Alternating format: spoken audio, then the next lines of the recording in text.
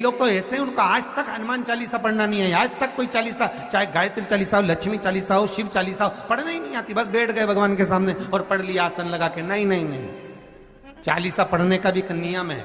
अगर कोई लक्ष्य लेकर पढ़ रहे हो तो उसका एक नियम है। पूरी जिंदगी पढ़ते रहोगे तो भगवान की प्राप्ति नहीं है। पर लक्ष्य लेकर अगर पढ़ा है, आसन से जिस भगवान की चालीसा पढ़ रहे हो उसकी मूर्ति या उसका फोटो आपके सामने होना चाहिए। एक घी का दिया, अगर हनुमान चालीसा पढ़ रहे हो तो या तो घी का दिया जलाओ, वो भी गाय के घी का हो, भैंस के घी का मत जलाना।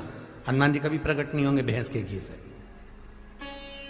घी का दिया लगाइए अगर चालीसा का पाठ कर रहे हो हनुमान जी का। और बहुत ज्यादा संकट है, बहुत ज्यादा परेशानी है तो हनुमान चालीसा का पाठ करो तो तिल्ली के तेल का दिया लगाओ। काली तिल के तेल का दिया, तिल का तेल का दिया हनुमान जी के सामने आसन बिछाकर। बहुत तकलीफ है तो 3 पाठ प्रतिदिन करो। और एक आसन से जितने समय, 9 बजे अगर आप बैठते हो पाठ करने तो 9 बजे ही बैठना है। 11 दिन तक प्रतिदिन 3 पाठ रोज करो। एक पानी का लोटा, कलश, तांबे का जल अर्थात तांबे का लोटा हो, स्टील का लोटा हो, तुम्हारे पास जो कलश हो उसमें जल भरकर एक सिक्का उसमें पटक कर, एक लौंग पटक कर प्लेट से ढक कर रख दो और प्रतिदिन बस टाइम पर बैठकर पाठ करो। 11 दिन पूर्ण होंगे, जिस कामना से आपने पाठ करा है बस वो सिक्का, वो लौंग कलश में से निकाल लो, जल का आचमन करो और जिस काम के लिए करा है वो जल उस प्रयोग में ले लो। उस प्रयोग, किसी से बात करने जाना है तो वो जल पी कर जाइए, कोई से हाथ मिलाना है तो वो सिक्का, वो लौंग अपने हाथ में रखिए, अपने साथ रखिए। राम जी महाराज जब गए, हनुमत चरित्र कथा, राम जी महाराज जब जाने लगे तो उन्होंने हनुमान जी से कहा कि तुम क्या चाहते हो। हनुमान जी बोले मेरे को जाना है, क्योंकि जहां राम वहां हनुमान। हनुमान जी जब कहने लगे कि मेरे को जाना है तो राम जी महाराज बोले नहीं नहीं हनुमान, तुझे सबसे ज्यादा प्रिय क्या है? तो कह राम। तो हनुमान, तू कह रहा है सबसे ज्यादा प्रिय है, राम प्रिय है, तो एक बार जिस समय देवऋषि नारद का अपमान हुआ, विश्वामित्र बाबा का अपमान हुआ, उस समय पर एक राजा ने जब अपमान करा तो तूने उसको राम नाम लिखकर एक जगह पर बिठा दिया और कहा कि तू राम नाम जपते रहे। उसने राम नाम जपा। तब हनुमान, याद कर मेरे सम्मुख में तू खड़ा था और युद्ध होने वाला था, तो तूने क्या कहा था?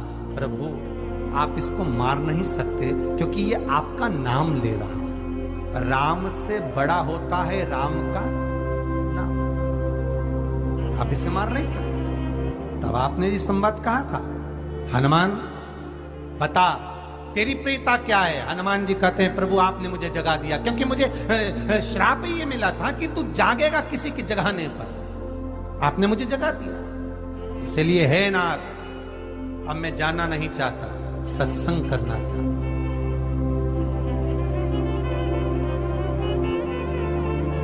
श्री राम जी का चरित्र, अब मैं सत्संग करूंगा, भजन करूंगा, नाम जाप करूंगा। पर राम जी जानते हैं हनुमान से कहा, हनुमान मेरा जाने का समय आ गया, मुझे तो जाना पड़ेगा ना। सीता पृथ्वी में चली गई, मुझे भी जाना है। मैं सरयू के जल में अपने प्राणों को त्यागूंगा, मानव का शरीर है, इसको त्यागना तो पड़ेगा ना हनुमान। हनुमान जी बोले तो त्याग दो, त्यागने में क्या दिक्कत है, त्यागो आप तो।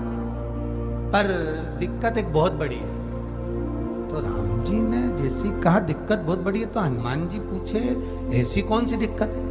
हनुमान जी के शब्द सुने तो राम जी बोले, जब जिस समय पर तुम सूर्य को निगल गए थे, इंद्र को क्रोध आया था और इंद्र ने तुम पर वज्र का जब प्रहार करा था, जब वज्र का प्रहार इंद्र ने करा तब तुम्हारा नाम हनुमान हुआ। तब सारे देवी देवताओं ने तुम्हें वर प्रदान करा। उस जगह पर यमराज भी खड़ा था, तो यमराज ने तुम्हें वर दिया था कि जहां हनुमान होगा वहां यमराज नहीं होगा। अब दिक्कत यह है कि मुझे प्राण त्यागना है और तू मुझे 1 मिनट के लिए नहीं छोड़े तो यमराज आएगा कैसे? दिक्कत वहां अड़ी पड़ी।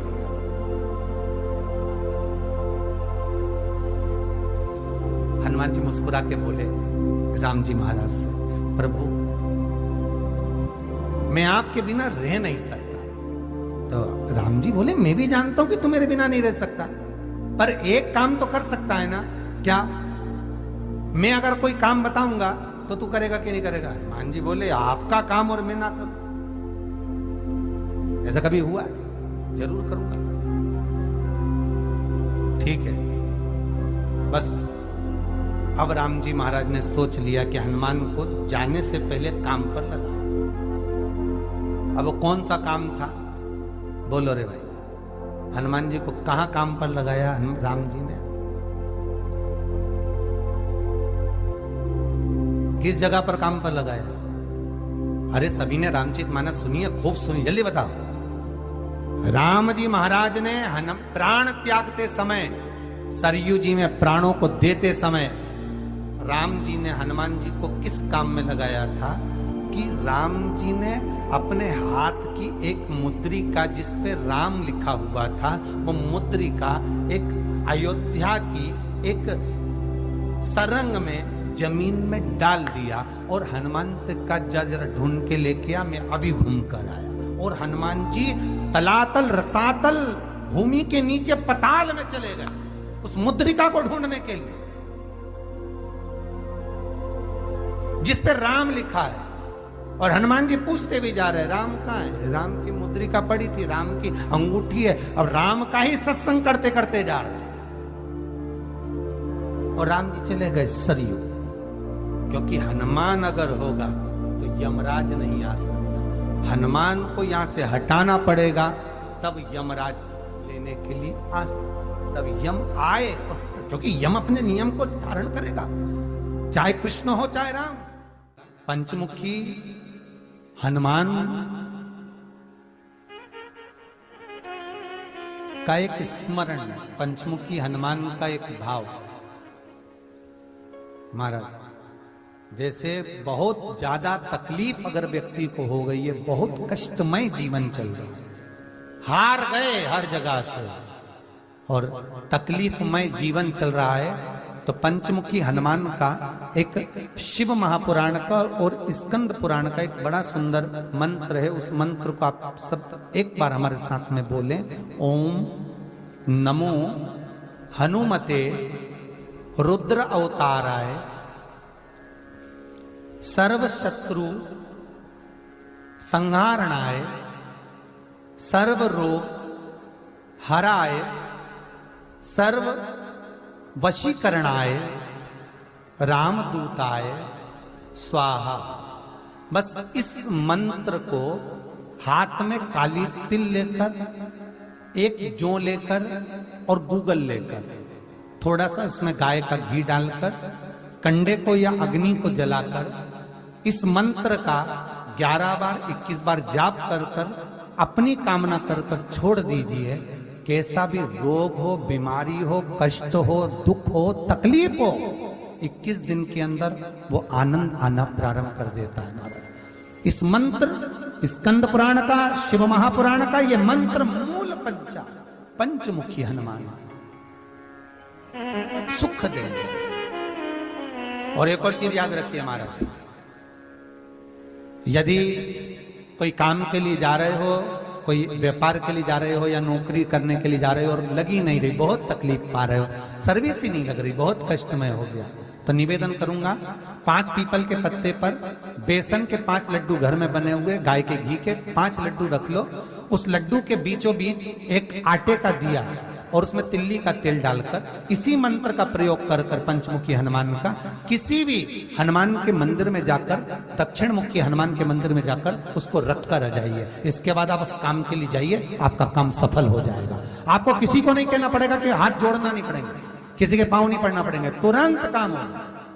बस इस मंत्र का स्मरण कर कर पंचमुखी हनुमान का भूतेश्वर जो मंत्र है वो सुख देने वाला।